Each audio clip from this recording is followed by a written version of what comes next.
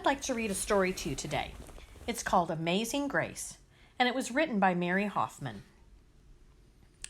Grace was a girl who loved stories.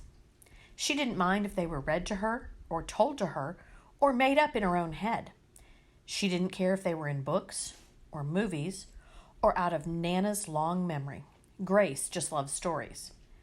After she heard them, and sometimes while they were still going on, Grace would act them out. She always gave herself the most exciting part. Grace went to battle as Joan of Arc and wove a wicked web as Anansi the spider. She hid inside the wooden horse at the gates of Troy. She went exploring for lost kingdoms. She sailed the 7 seas with a peg leg and a parrot. She was Hiawatha, sitting by the shining big sea water, and Mowgli in the backyard jungle. Most of all, Grace loved to act out adventure stories and fairy tales. When there was no one else around, Grace played the parts by herself. She set out to seek her fortune, with no companion but her trusty cat, and found a city with streets paved in gold. Or she was Aladdin rubbing his magic lamp to make the genie appear. Sometimes she would get Ma and Nana to join in when they weren't too busy. Then she was Dr. Grace, and their lives were in her hands.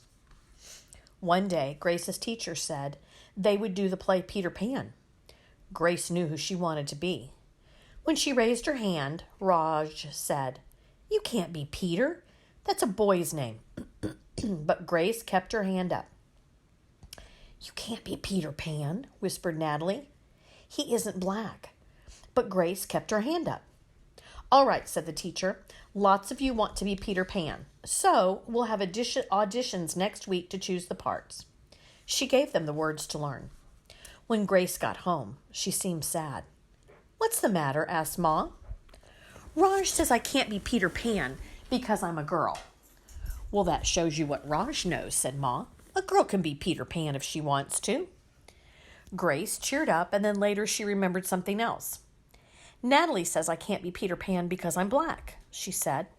Ma looked angry, but before she could speak, Nana said, "It seems that Natalie is another one who doesn't know.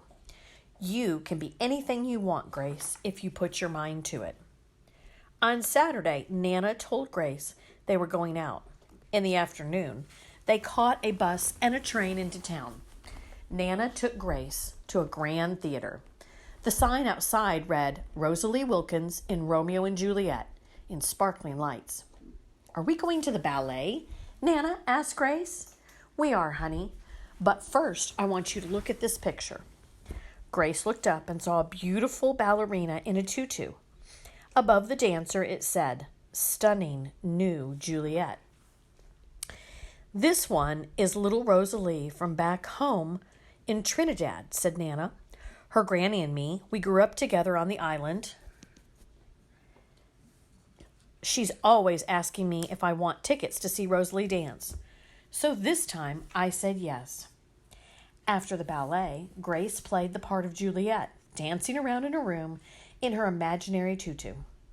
"I can be anything I want," she thought. On Monday, the class met for auditions to choose who was best for each part. When it was Grace's turn to be Peter, she knew exactly what to do and all the words to say. She had been Peter Pan all weekend. She took a deep breath and imagined herself flying. When it was time to vote, the class chose Raj to be Captain Hook and Natalie to be Wendy. There was no doubt who would be Peter Pan. Everyone voted for Grace. "You are fantastic," whispered Natalie.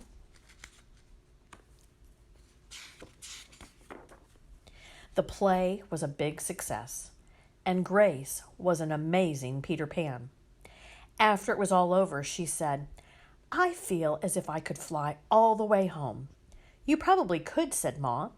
"Yes," said Nana. "If Grace put her mind to it, she can do anything she wants." Thanks for listening. Bye.